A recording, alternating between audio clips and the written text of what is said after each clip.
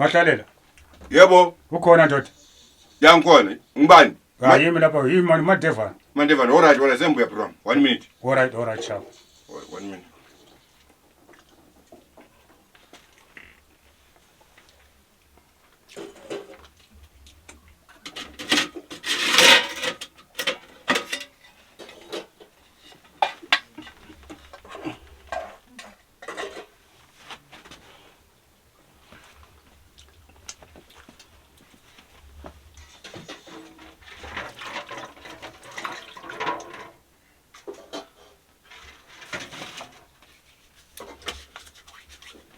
Sembuya bro, sembuya Mandevana.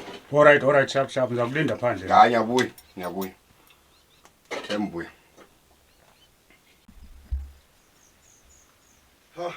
Sorry bro Mandevana. Ndoda kunini nje. Ngizikhupha. Right. Alright for Mahlele.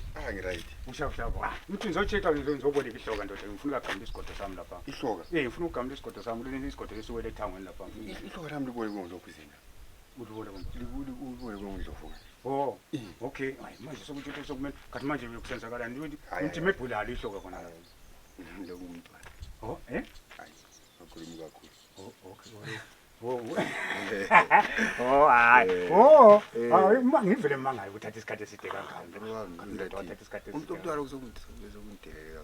Hayi. Hayi hope uthi yenzeka. Hayi kuright. Oh. Right. So sizakhuluma. Hayi sakhuluma alright. Sorry ngikudistebile. Sharp. Sharp. Alright.